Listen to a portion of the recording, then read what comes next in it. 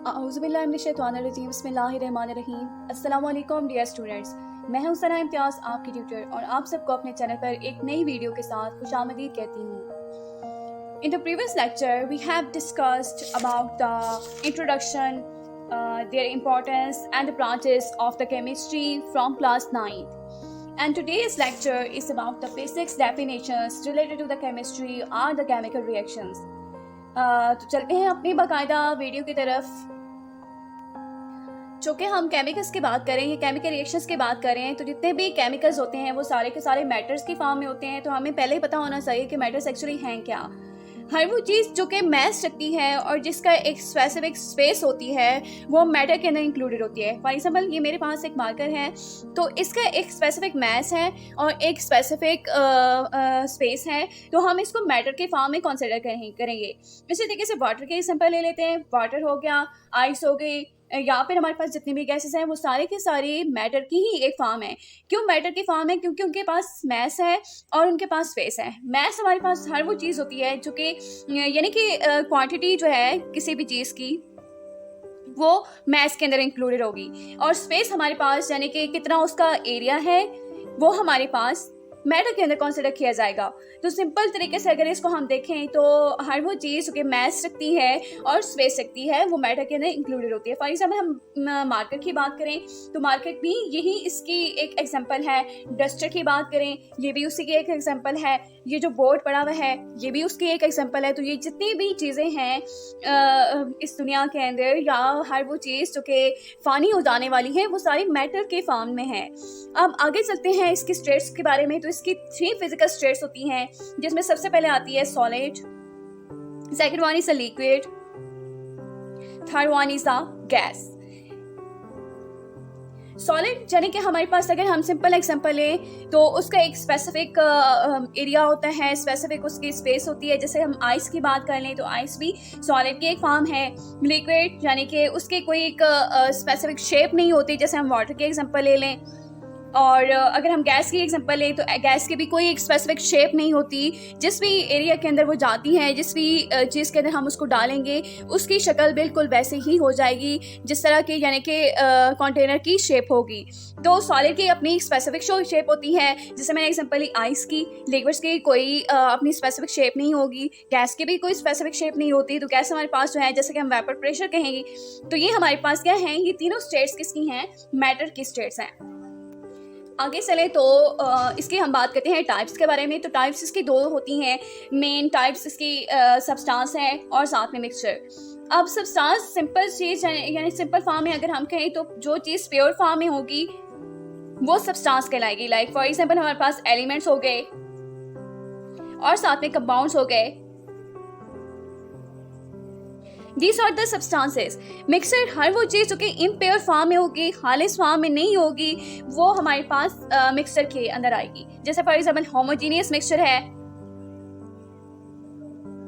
और heterogeneous mixture है। ये हमारे पास क्या है, मिक्सचर की टाइप्स होती हैं। यानी कि सिंपल अगर हम इनको कहें तो प्योर फॉर्म में हमेशा सब्सटेंस होगी जिसके आगे से 2 टाइप्स होती हैं, या उसके एग्जांपल्स होती हैं एलिमेंट्स और कंपाउंड्स। और मिक्सचर की अगर हम बात करें तो ये हमेशा इम्प्योर फॉर्म में होगी, और साथ में इसके आगे से 2 टाइप्स होती हैं, या एग्जांपल्स हम कंसिडर कर सकते हैं, होमोजीनियस एंड द हेट्रोजीनियस। अभी मैंने जैसे कि सब्सटेंस और मिक्सर के आगे से टाइप्स की बात की हैं, तो उसको फर्दर हम इंशाल्लाह मज़ीद डिटेल टॉपिक स्टडी करेंगे। तो जहाँ पर मैंने इतना ज़्यादा उसको एक्सप्लेन नहीं किया। आगे चलते हैं इनकी प्रॉपर्टीज़ के बारे में। तो प्रॉपर्टीज़ इसकी 2 तरह की होती हैं। एक हमारे पास फिजिकल प्रॉपर्टी होती है। चूँकि हम केमिस्ट्री की बात करें तो केमिकल्स की ही बात करेंगे, यानी कि मैटर के आगे से फिजिकल प्रॉपर्टीज से केमिकल प्रॉपर्टीज़ क्या होती हैं, तो हम वही चीज़ डिस्कस करने वाले हैं। चूँकि फिजिकल मैंने आपको स्टार्ट में ही बताया था कि it is related to the external structure, यानी कि हर वो चीज़ जो कि एक्सटर्नली हमें नजर आ रही होती है। External appearance is called the physical thing. इसी तरीके से जब हम केमिकल कंपोजिशन पे जाएंगे या केमिकल चीज़ों की तरफ जाएंगे तो ये रिलेटेड टू द कंपोजिशन होगी, यानी कि किन चीज़ों से मिलकर बनी हुई है, कैसे मिलकर बनी हुई है, ये इस तमाम तरह उसकी केमिकल प्रॉपर्टीज हो जाएंगी। तो जब हम फिजिकल प्रॉपर्टीज की बात करेंगे तो फिर हम कह सकते हैं कि जितनी भी फिजिकल प्रॉपर्टीज होती हैं वो रिलेटेड टू फिजिकल स्टेट्स होंगी। और साथ में हमारे पास जैसे कि फिजिकल स्टेट्स हमारे पास मैंने अभी आपको बताया कि solid to liquid, liquid to gas, ये तमाम तरह उसके फिजिकल स्टेट्स ही हैं। जैसे कि अगर हम एग्जांपल लें सिंपल से कि आइस को हमने मेल्ट किया है, मेल्ट करने के बाद वो किस में कन्वर्ट हो गई, वाटर में, वाटर से वो किस में कन्वर्ट हो गई, गैस में। तो ये हमारे पास उसके फिजिकल चेंजेस आई हैं, फिजिकल स्टेट एक चीज़ ने चेंज की है, यानी कि आइस से चेंज होकर वो वाटर बना है, वाटर से किस में कन्वर्ट हो गया है, गैस में कन्वर्ट हो गया है, यानी कि ये उसकी फिजिकल स्टेट्स चेंज हुई है। और फिजिकल स्टेट्स किसकी चेंज हो रही है, मैटर की चेंज हो रही है। तो physical properties related to the physical states. Second अगर हम बात करें केमिकल प्रॉपर्टीज की, तो chemical related to the composition है। तो कंपोजिशन किस तरीके से है कि ये फिर उसके सब्सटेंस की कंपोजिशन पे ही हम बात करेंगे। तो जैसे फॉर एग्जांपल हम सिंपल से एग्जांपल लेते हैं कि H2O जो है वो जब डिकम्पोज होगा, डीकम्पोज यानी कि उसने अपनी शेप चेंज की है, डी का मतलब हमेशा चेंजिंग फॉर्म में आएगा। तो जब वो डीकम्पोज हुआ है तो किस फॉर्म में कन्वर्ट हो जाता है, हाइड्रोजन प्लस ऑक्सीजन, यानी कि दो हमारे पास हाइड्रोजन आ गए, साथ में ऑक्सीजन आ गए। तो ये हमारे पास क्या हो गया, उसकी केमिकल प्रॉपर्टीज चेंज हुई है, उसकी कंपोजिशन चेंज हुई है।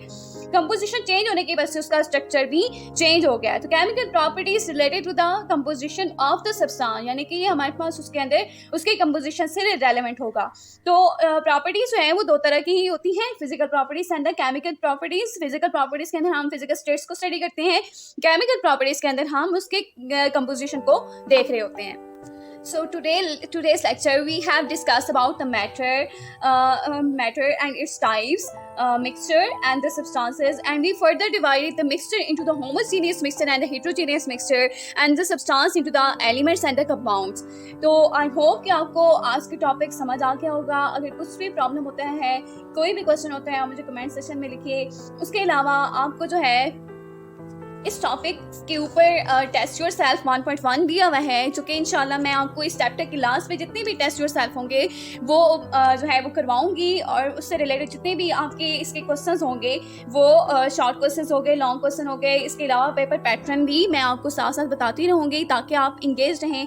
और साथ में मैं ये कहना चाहूँगी कि स्टूडेंट्स अक्सर जितने भी चैप्टर्स होते हैं उनके जो है वो सिर्फ एक्सरसाइज करके जाते हैं, बट ऐसा नहीं है। इस लेवल पे जो है आपको पूरे चैप्टर थॉरली याद करके जाने पड़ते हैं, तभी आप इसके अंदर से बहुत अच्छे मार्क्स गेन कर सकते हैं। अगर सिर्फ आप एक्सरसाइज पे डिपेंडेंट रहेंगे, आप सिर्फ टेस्ट योरसेल्फ कर लेंगे, इसके अंदर से जो ये वाली चीज़ें होती हैं इनको नहीं करेंगे, इनको हाईलाइट नहीं करेंगे, देन आप जो है वो इतने अच्छे मार्क्स गेन नहीं कर सकेंगे। और इंशाल्लाह मेरी यही कोशिश होगी कि आपको साथ साथ पेपर पैटर्न भी बताती रहूँ, ताकि आप पेपर के अकॉर्डिंग जो है करना चाहते हैं उसके अकॉर्डिंग अपना अच्छा से पेपर दे के और इंशाल्लाह आप मज़ीद आगे से आगे जाएं। थैंक्स एंड अल्लाह हाफिज़।